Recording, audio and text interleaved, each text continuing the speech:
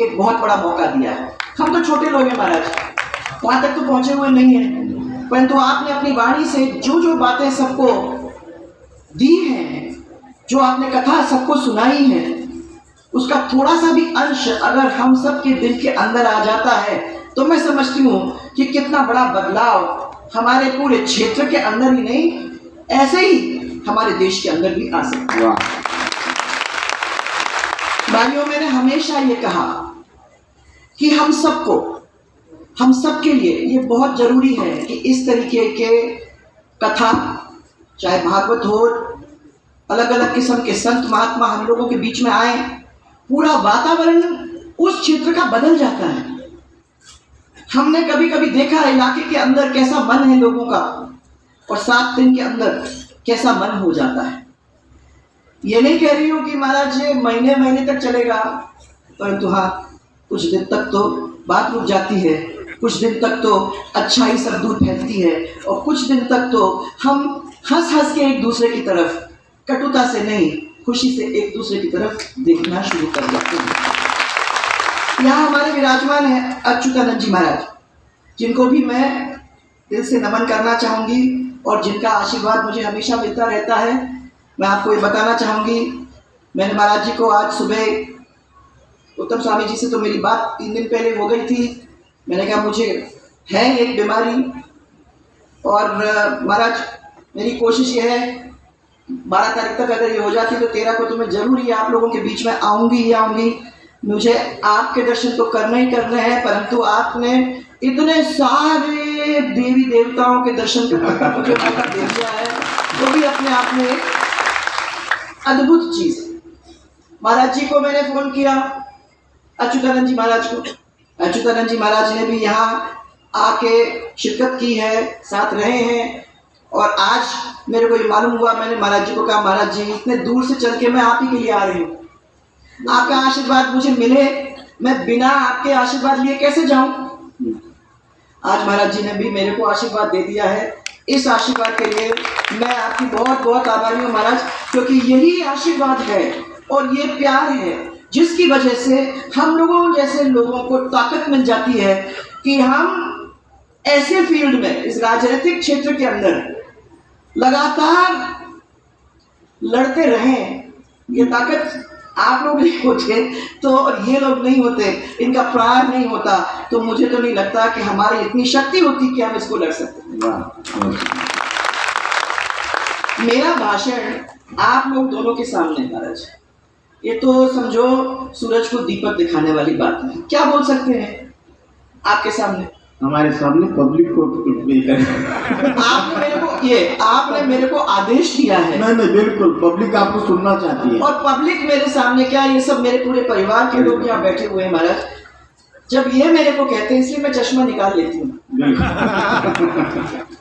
मैंने कहा मुझे देखना नहीं है, क्योंकि जैसे आपने कहा ना कि एक ऐसा फील्ड होता है, और जैसे सुखदेव महाराज जी ने कहा कि आदमी एक दुनिया में अकेला आता है, अकेला जाता भी है, परंतु बीच में भी अकेला ही रहता है। बस उसको ये ध्यान होने की जरूरत है कि मैं अकेला हूँ।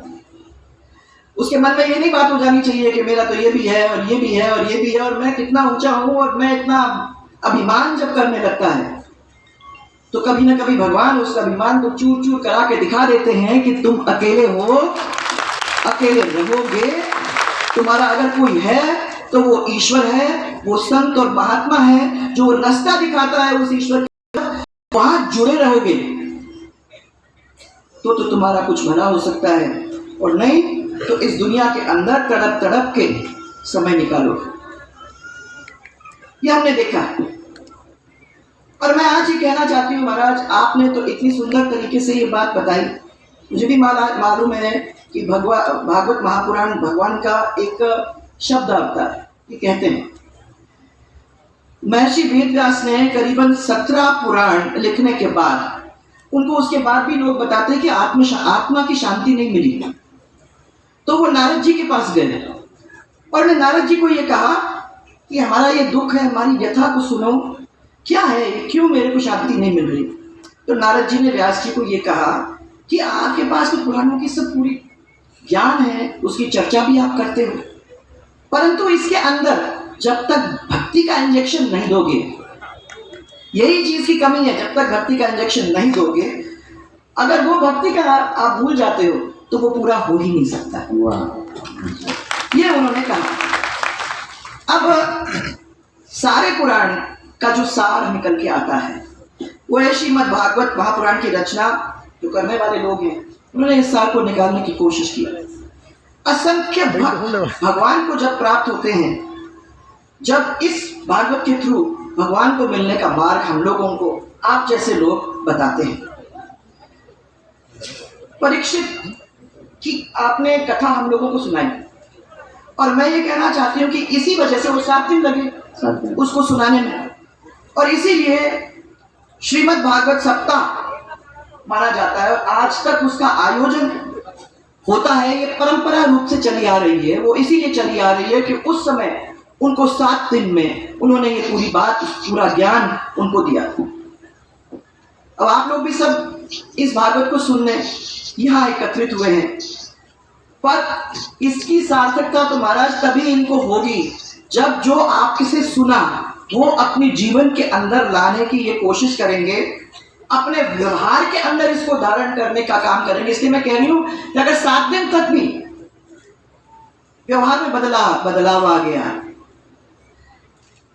सुबह सुबह उठ के अगर एक दूसरे से, आपने मुरारी बापू एक दफा वो लिखते थे अपने पंडाल के अंदर कि एक दूसरे की तरफ देख के मुस्कुरा दो, फ्री है, पैसा नहीं देने की जरूरत है। तो उठ के अगर आपने एक दूसरे की तरफ मुस्कुरा दिया, एक दूसरे के लिए कुछ अच्छा काम कर दिया, एक दूसरे के लिए अगर हाथ पटा दिया, तो मैं समझती हूँ कि कितनी बड़ी बात है। और अगर आप लोग महाराज ने जैसे कहा कोई ना कोई एक बुराई निकाल कर भगवान को अर्पित कर देते हो, और ये बहुत मुश्किल काम है महाराज। सबसे पहले हमको ये मानना कि हमें वो बुराई क्या है। कोई भी हमको कहे तो हम तो पहले कहते हैं नहीं, हमारे में तो ये बुराई है नहीं, हमें तो कोई बुराई नहीं है।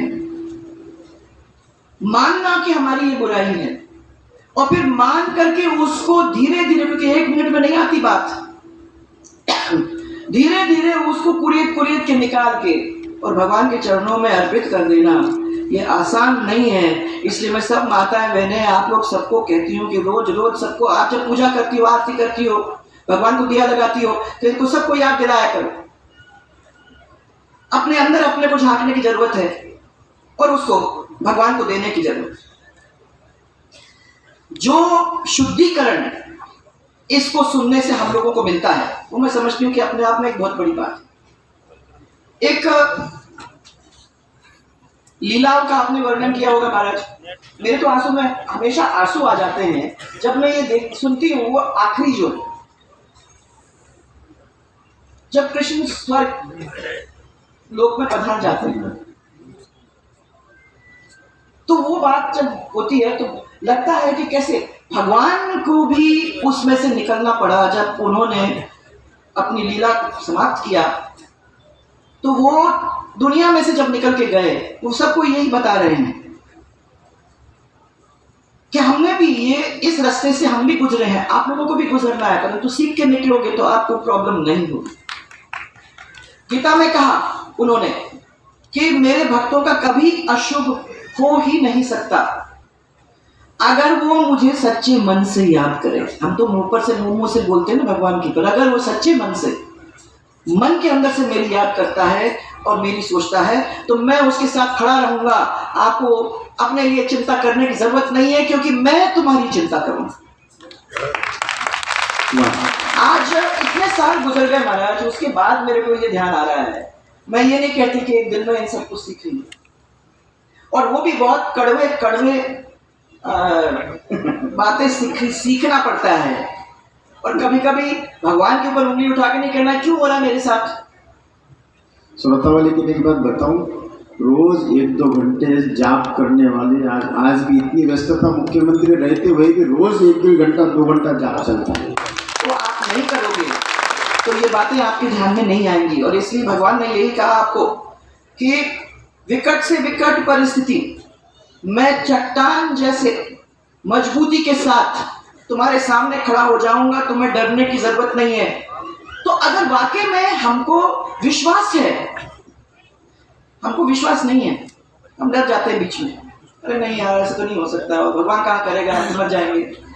अपने आप में क्या विश्वास, आपके भगवान में अगर आप विश्वास करोगे और विश्वास करके समर्पित कर दोगे, तो मैं आपको ये कह सकती हूँ कि बाल बांका नहीं होने देगा। वो कहता है कि कई अपने पराये हो सकते हैं, परंतु अगर व्यक्ति हिम्मत और साहस के साथ काम लेगा तो उसको कभी चिंता करने की जरूरत नहीं है। मन से मेरा सोचेगा तो मैं उसके सामने चट्टान जैसे खड़ा हो जाऊंगा। इसीलिए डर नहीं लगता भाइयों, आपको भी नहीं लगना चाहिए। आ जाओ और आओ और फिर और आओ, कोई प्रॉब्लम नहीं है। ये तो भगवान की लीला है भाई। उसमें से निकल के अपन लोग आएंगे ना, तो ही तो सब कुछ बदलेगा। उसको बदलने में हम ही सब लगेंगे, ये मैं आपको विश्वास दिलाना चाहती हूँ। भगवान की भक्ति में कुछ समय देकर लीन हो जाओ तो कितना मजा आता है वो भी देख लो। जीवन में संकट तो आएंगे ही आएंगे, ऐसे किसका जीवन है जिसमें संकट नहीं आते। जितना पैसा हो, कितना बड़ा पद हो, संकट आएगा आएगा, आपको फेस करना पड़ेगा। परंतु उसका अगर विश्वास है तो बाल बांका नहीं होगा। हर दौर में भगवान अपने भगत की रक्षा करता है और हमारी चिंता उनको रहती है।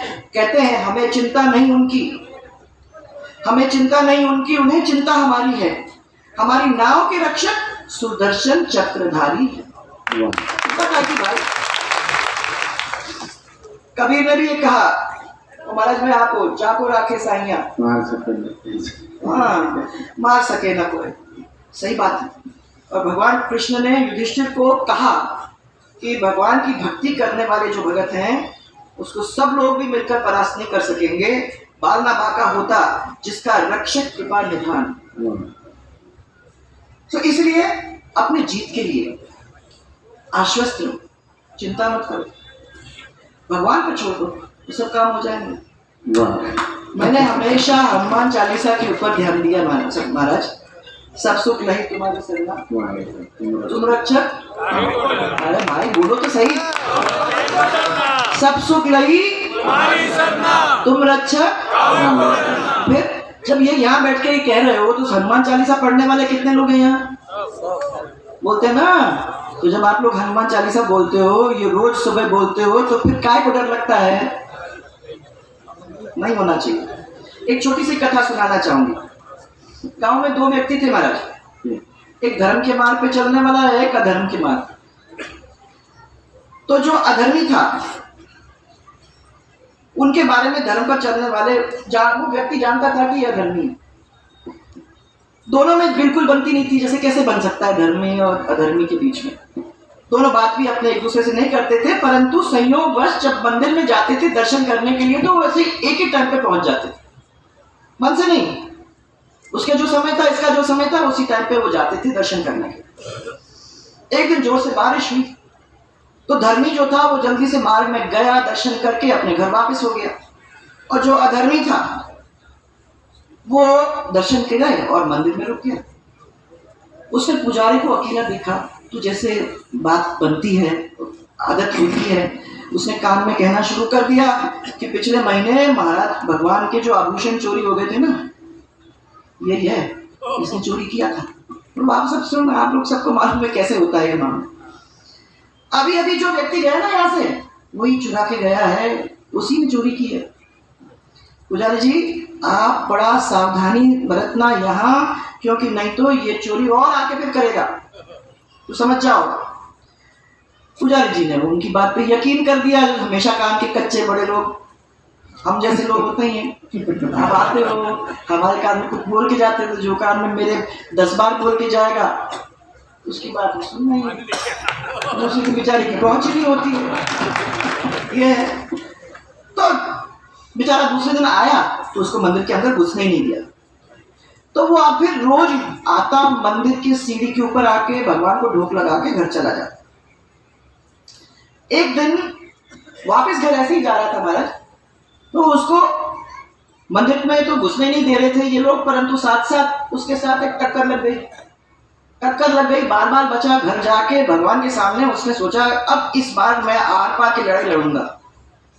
भगवान के सामने बैठ गया और भगवान के सामने पालती मार के उसने कहा कि मेरे को ये बताओ कि आपका ये क्या न्याय है, मेरे साथ इस तरीके से हो रहा है। वो तो ठीक है, चोरी की बात हो गई, पर मैं अभी भी मरता बचा हूं। तो भगवान ने कहा भैया अब इसने तो बहुत परीक्षा ले ली, मैंने बहुत ले ली परीक्षा इसकी। तो भगवान प्रकट हुए और भगवान ने कहा कि भक्त, जिस दिन तेरे से जो गाड़ी टकराई थी ना, उस दिन वो तुम्हारे जीवन का आखिरी दिन था, परंतु तुमने इतनी सारी भक्ति की थी, इसीलिए वो मौत एक छोटी सी चोट में वो बदल कर रह गए। और उसने कहा देखना, धर्म के मार्ग के ऊपर जो चलने का कारण से आपको एक आगे चल के अच्छा सुंदर मुकाम पहुंचोगे आप उसकी चिंता मत करो। तुम्हारी जान बच गई, तुम्हारी जान जानी थी, आज तुम्हारी जान बच गई। भगवान ने उस अधर्मी के बारे में तो वो उसने पूछा कि भाई ये तो सब अधर्म का काम करता है, उसके लिए तो आपने इतना सब कुछ दे दिया। उसने कहा मैंने तो आपको ये बताया, मैं उसके बारे में ये आपको बताना चाहता हूं कि ये जो अधर्मी है, इस अधर्मी के राजयोग लिखा था, परंतु इसने इतना झूठा आप लोगों के ऊपर आरोप लगाया और 100 ऐसे 100 और काम किए, उसकी वजह से आप लोगों का दिल दुखाया, आभूषण चुराने वालों की मना आपके ऊपर वो लांछन लगाया। इस कारण उसके भाग्य का राजयोग अब राजयोग प्राप्त के मने कर ही नहीं सकेगा, उसके लिए इसका जो योग था वो योग ही खत्म हो गया। अब चाहे वो आप कितना भी प्रयास करे, कितना भी षड्यंत्र रचे, ये वहां नहीं पहुंचने वाला है। ये आपने हम पे छोड़ दिया है। भगवान के ऊपर जब आपने विश्वास किया, तुमने विश्वास किया और तुमने आज मेरे से पूछा है, तो मैं ये आपको बताना चाहता हूं। इसलिए भगवान की सेवा करना, किस्मत तक का जो लिखा हुआ है उस खेल को बदलने का काम कर सकता है। और विश्वास करो तो सब कुछ होता है।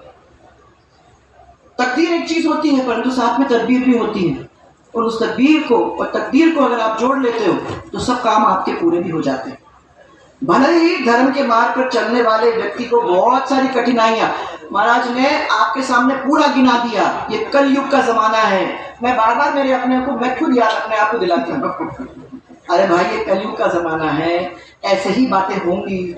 इन चीजों को अपने को उससे विचलित नहीं होना है, अपने को अपनी भक्ति करनी है, अपने को अपना काम करना है, और अपने काम का फल भगवान देगा। वो क्या फल है वो भी भगवान तय करेगा, ये आपके हाथ की बात नहीं है। विश्वास करो, बस ये सबसे बड़ी बात है। आपने महाराज इतने बड़े और इतने पवित्र कार्य के अंदर मुझे यहाँ बुलाया, गोपी आपने इतने सारे लोगों के भले के लिए इतना बड़ा कार्यक्रम किया। 7 दिन से आपने इनकी सबकी सेवा की। महाराज यहाँ आपके बीच में हैं। अच्युतानंद जी महाराज आप यहाँ हैं, साथ में दूसरे साधु संत भी हैं। मैं अपना ये सौभाग्य समझती हूँ गोपी कि आपकी वजह से आपके दर्शन और आप सबके दर्शन करने का मुझे मौका मिला। आपको एक चीज और मैं कहना चाहूंगी, बात सही है, याद दिला दिया मेरे को। महाराज समाज के अंदर कोई बंटवारा नहीं होना, नहीं, ये आप लोग ये नहीं होना चाहिए, क्योंकि मैं ये देखती हूँ कि आज राजनीति के अंदर हम लोग एक और बहुत बड़ी कला हमने तैयार की है। समाज के अंदर, और फिर परिवार के अंदर, और फिर मित्र के अंदर किस तरीके से बंटवारा हो ताकि वोटों का फायदा हम लोगों को मिले, ये तो हम लोगों का काम है। परंतु आप लोग उसके अंदर नहीं पड़े और आप लोगों के बीच में किसी किस्म का बंटवारा नहीं रहे। आप लोग साथ रहें, एक रहें, तो आपकी ताकत है। और उस ताकत के सामने हम सब नतमस्तक हैं। उस चीज को ध्यान रखने की आप लोगों को जरूरत है। आपके भोलेपन का कोई फायदा नहीं उठाए, ये ध्यान रखना। हम लोग नहीं समझ सकते क्या क्या बातें कौन कौन क्या सोचता है। अगर हम सही रास्ते पे चलते जाएंगे, भगवान के सामने चलेंगे और अपन ने तय कर लिया कि ये सब चीज अपने को करना है, इसलिए इस क्षेत्र के लोगों को एक रहना है महाराज, एक आवाज उठानी है और भगवान फायदा देगा, उस फायदा को का इस्तेमाल करना है। अपने क्षेत्र में लोगों को आगे बढ़ाने की कोशिश कराना है। अपने यहाँ लोग फले फूले बड़े हों, परिवार में लोग कमाने वाले हो जाएं, ऐसी परिस्थिति बन जाए, इसके लिए मेरी आज आपसे और आपके द्वारा भगवान से प्रार्थना है। गरीब हैं, बहुत दुख के अंदर से निकलते हैं महाराज, फिर भी ऐसे कार्यक्रम में आते हैं, आपकी बातों को सुनते हैं, उसको अपने घर के अंदर, अपने जहन के अंदर लाने की कोशिश करते हैं, परंतु हम जानते हैं कि इनका फायदा, इनका विकास ये भी होना है, और इसके लिए भी हमें सबको प्रार्थना करने की जरूरत है और मेहनत करने की जरूरत है महाराज। यही आप हम लोगों को शक्ति दें, इनको सबको शक्ति दें कि वो एक रहें, अपनी बात के ऊपर अडिग रहें, और इनको भगवान शक्ति दे, प्यार दे, एकता दे, सफलता दे, और उनके परिवार को फैलाए और विकसित करे। यही मेरी आप सबसे प्रार्थना है। महाराज आपने मुझे बुलाया, गोपी कुंड ने मेरे को मौका दिया। महाराज अच्युतानंद जी आप यहाँ आए, मैं यहाँ से जाऊंगी, आपका आशीर्वाद लेके जाऊंगी, इससे बड़ी बात मेरी नहीं हो सकती है। और आप सबको धन्यवाद, क्योंकि आपका यही प्यार है जो मेरी पूंजी है, इसके सिवाय मुझे कुछ नहीं चाहिए। आप तो प्यार देते रहो, सब कुछ है। बहुत बहुत धन्यवाद। अगले साल वापस